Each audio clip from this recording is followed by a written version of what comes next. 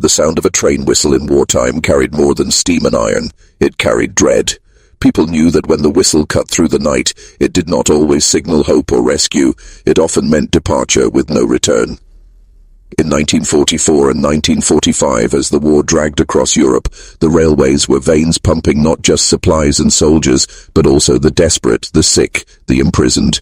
Families clutched hands at platforms, the smell of coal and smoke burning into memory, their last glimpse of loved ones framed by barred windows.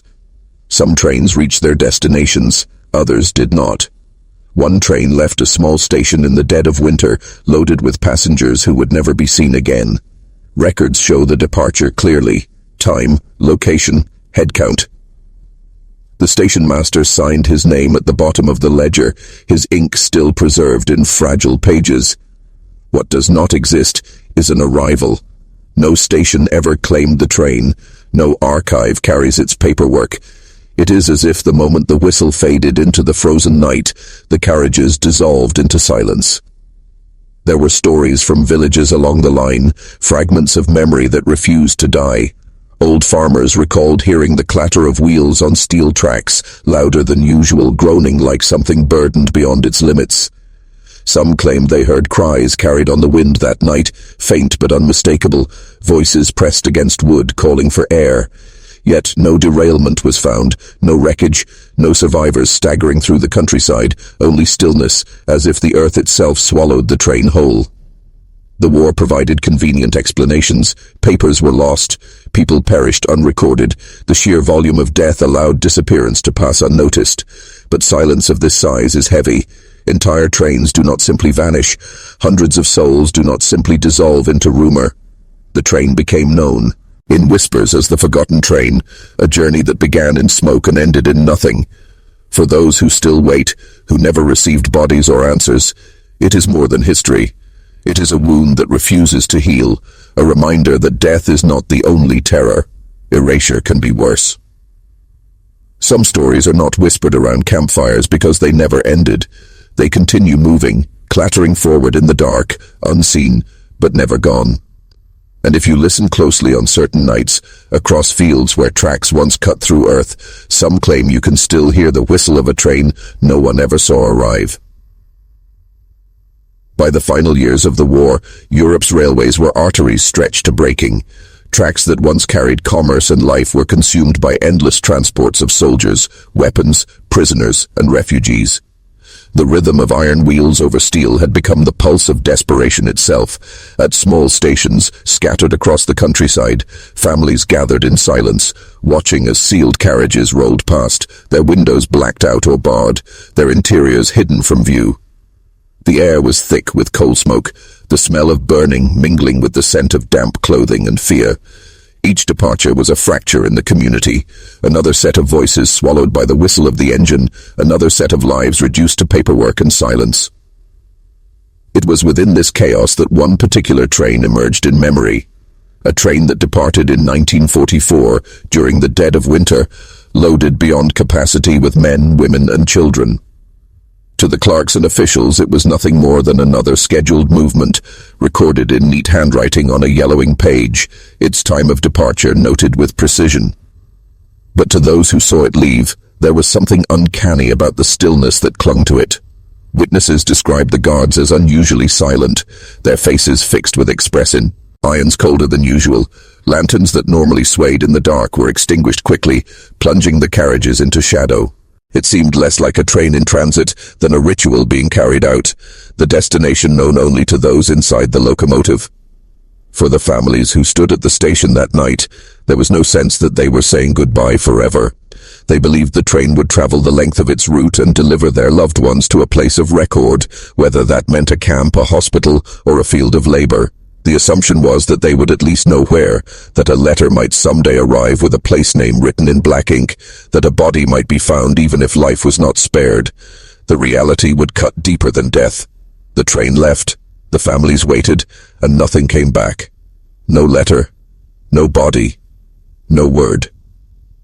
In the towns that dotted the rail line, the memory lingered like smoke that refused to clear. Villagers whispered of hearing the train pass long after dark, the wheels grinding slower than normal, the night alive with muffled cries that carried across the snow. Some claimed to see shapes pressed against slats in the carriages, pale hands clawing for air before the train disappeared into the forest and never returned. There was no official record of derailment, no wreckage scattered across fields, no charred remains beside broken tracks. There was only a departure without arrival, a journey erased as neatly as if history itself had conspired to blot it out. The silence was heavier than any explanation. For those who lived near the tracks, the war ended, the villages rebuilt. But the memory of that winter train endured. Parents died waiting for word. Children grew into adults still asking questions.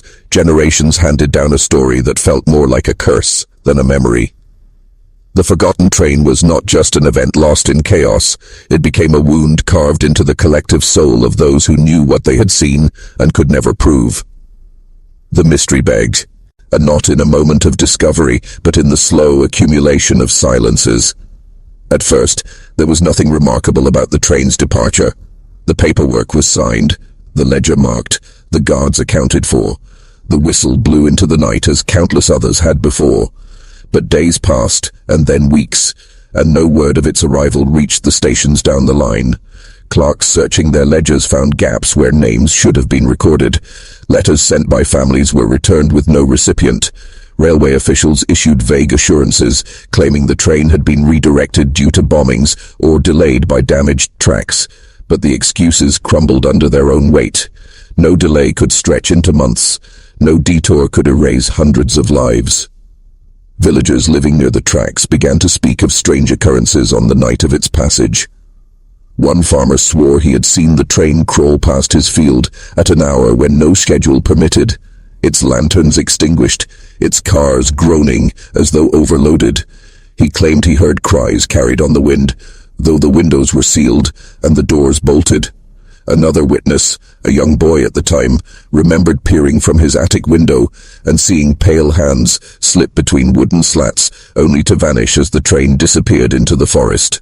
The boy was beaten by his father for repeating the tale, warned never to speak of it again, yet he carried the memory until his final days, insisting the sound of those muffled voices never left him. Contradictions began to accumulate in official accounts. Some railway logs listed the train as having reached its destination, but no staff remembered its arrival. Others carried no mention of it at all, as though it had never departed, though the departure record remained preserved in ink. Investigators found notes written in margins that did not align with one another, differ, and hands recording different details of the same night, as if those who kept the ledgers themselves could not agree on what they had seen or not seen. One page showed the train as arriving on time, another erased its existence entirely, both documents filed within the same archive. The families of the missing pressed harder. They demanded graves, even unmarked ones, demanded some proof of what had happened, but none was given. Officials insisted that war had a way of swallowing lives, that many disappeared in chaos, that the train was no different. Yet this explanation felt hollow to those who had stood on the platform and seen it leave. Ordinary chaos did not account for silence this deep. Ordinary loss did not account for a train that could vanish without wreckage, without smoke, without a single body left behind. The questions grew heavier than the answers, and in that weight the train became less a journey and more a spectre, a moving wound that dragged its mystery behind it through every whisper and every sleepless night. When investigators began tracing the path of the missing train, they expected to find wreckage, scorched timbers, or graves hastily dug into the earth beside the tracks. Instead, they found fragments that deepened the unease. Along one stretch of railway, children scavenging for scrap metal discovered torn pieces of fabric caught on rusted nails, scraps of coats and dresses that looked clawed apart rather than worn through. A conductor who walked the line weeks later came across a boot half buried in the mud, its leather cracked, the heel worn down by desperate running. He kept it hidden for years, convinced that if he turned it in, the questions that haunted him would never stop. Railway workers whispered of a station master who had seen the train pass but refused to record it. According to his colleagues, he insisted the carriages were wrong. They were not just overcrowded but sagging, their wooden frames bent under weight that seemed unnatural. He claimed the air around the train shimmered, as it passed, and that he smelled smoke though no fire was visible. When pressed for details, he stopped speaking altogether and was later found with his logbook torn to pieces, as if he had tried to erase what he had written. Artifacts surfaced in unlikely places. In an abandoned siding, a ledger was discovered with pages torn out and names crossed over in heavy strokes of ink, leaving behind only the faint indentations of handwriting that had been erased. Forensic analysts decades later tried to recover the names, but many remained unreadable, as though the paper itself resisted revelation. A pocket watch found in a ditch near the line was frozen at the precise hour the train had last been sighted, its hands unmoving, its casing warped by heat that should not have been present in winter. Testimonies conflicted at every turn. Some witnesses swore they saw the train slow near the woods before disappearing entirely, as if swallowed by the trees. Others insisted it never passed their village at all, even though neighboring towns claimed it did. The inconsistencies should have erased credibility, yet they only deepened the sense that something had fractured the night of its passage, splintering memory into pieces that never aligned. One investigator concluded bitterly in his notes that either the train had never existed, or that it had been made to vanish so thoroughly that reality itself had shifted to accommodate the erasure. The deeper the inquiry went, the less it resembled an investigation, and the more it felt like a descent.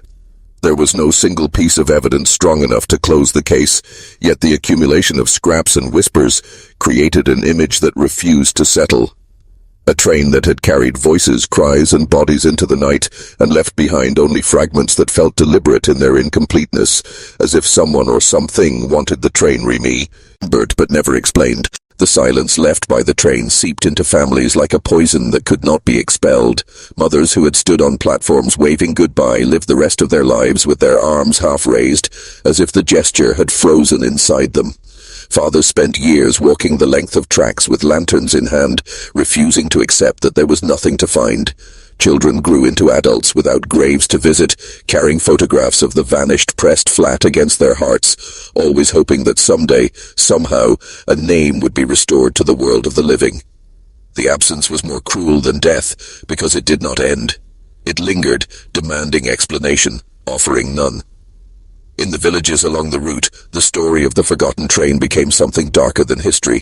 Farmers refused to build near the tracks, fearing that the earth itself was cursed. At night, some claimed to hear the whistle echoing faintly in the fields, even after the rails were torn up and melted for scrap. Others described waking to the sound of wheels grinding on frozen steel, only to find silence pressing at their windows. The more the years passed, the less the story felt like memory, and the more it became legend, a whispered warning passed to children who grew up with questions their parents could not answer. The psychological burden was not contained to those who lost loved ones. Railway workers who had been stationed nearby spoke of being unable to stand the sound of engines afterward.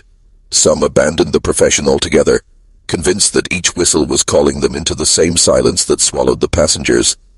A handful of nurses who had tended the sick among the missing were tormented by guilt, replaying final words in their minds, searching for signs that could have revealed what was about to happen. They dreamed of faces pressed against wood, lips moving without sound, eyes staring out into the night long after the trains had gone. Generations later, the trauma had not dissipated. Descendants of the vanished spoke of growing up in homes heavy with shadows, where conversations ended abruptly whenever the subject of the train arose. They inherited questions that had no answers, nightmares that had no origins, grief that belonged to people they had never met. The story followed them like a shadow that could not be outrun, and in some families it became a quiet madness, a constant whisper that reminded them that the ground beneath their feet had once swallowed entire lives without leaving a trace. The forgotten train did not simply vanish in 1944. It continued to roll forward in memory, its wheels grinding through the hearts of the living, carrying the weight of unanswered questions into every home that had once heard its whistle. The true horror was not only that hundreds had disappeared, but that their silence lived on, unbroken, pressing down on those who remained, as if demanding that the living keep carrying the burden of the dead. When officials were finally forced to address the disappearance, their conclusions were thin and unconvincing. The war, they said, had swallowed too much to account for everything. Records were lost in bombings, archives destroyed in retreat, trains redirected in confusion. The forgotten train, they insisted, was nothing more than another casualty of chaos. But the explanation rang hollow. Families who pressed for details were handed nothing but blank pages and shrugs. No paperwork appeared, no graves were marked, no survivors emerged to give testimony. The silence felt too deliberate, as if the truth had been buried under layers of convenience. Historians later approached the case with more care, piecing together fragments from scattered records. Some argued the train had been intentionally diverted to remote killing fields, where its passengers were executed and their remains buried in unmarked pits. Others believed the train had been destroyed in secret, burned in forests where flames could consume both wood and flesh without leaving recognizable evidence. But these theories, though chilling, never accounted for the conflicting reports of its sightings long after its supposed disappearance. Witnesses in villages far down the line swore they saw it days later, moving slowly through fog, its cars sealed, no smoke rising from its engine. They described the sound of wheels on rails, without the plume of coal or steam to drive it, a mechanical ghost pulling itself forward. Paranormal theories rose where rational ones faltered. Some claimed the train had crossed into something beyond time, that the anguish inside it had been enough to drag it out of the world altogether. Stories circulated of spectral carriages seen decades later, gliding along tracks that no longer existed. Railway workers told of hearing whistles at night that did not match any scheduled departure, the notes sharp and mournful, as if echoing from a distance too far to be measured. Locals spoke of seeing pale faces pressed against invisible windows in the dark, watching from fields where no train could have passed in years. Even among skeptics there was a grim acknowledgement that the disappearance did not behave like an accident. Trains derail, trains burn, trains leave wreckage that scavengers find.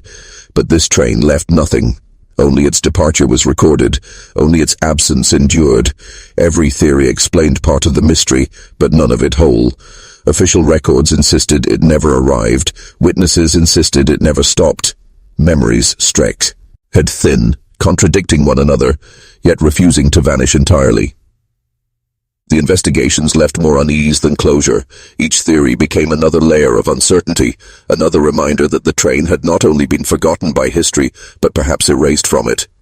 And what unsettled most was not the disappearance itself, but the thought that something powerful enough to erase an entire train might have done so for reasons no living person would ever understand. The war ended. The rails were torn up, and new tracks were laid across the scarred land, but the story of the forgotten train never stopped moving. It lingered in the silence of stations where families still waited with photographs pressed to their chests, in the fields where villagers swore they heard wheels grinding on earth that had long since swallowed the steel. For those who lost someone aboard, the years did not soften the wound. Instead, the absence grew heavier with time, settling into generations as a burden carried by those who had never even heard the whistle themselves. The grief passed down was shapeless yet suffocating, like smoke from a fire that refused to burn out.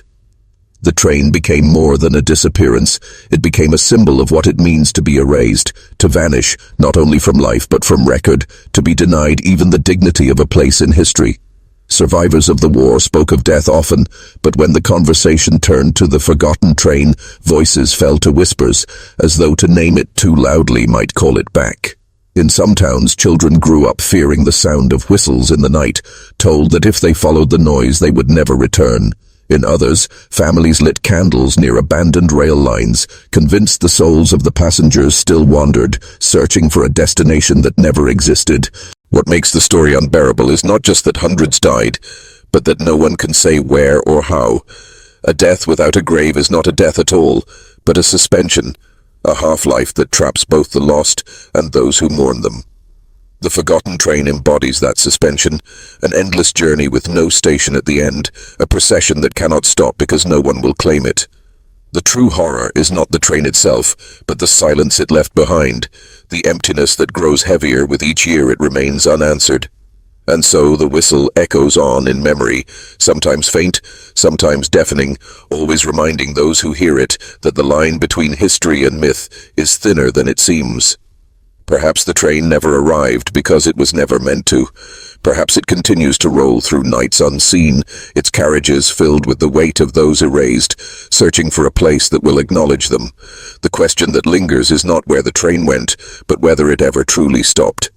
If entire carriages can vanish into silence, what else has already been lost without anyone knowing?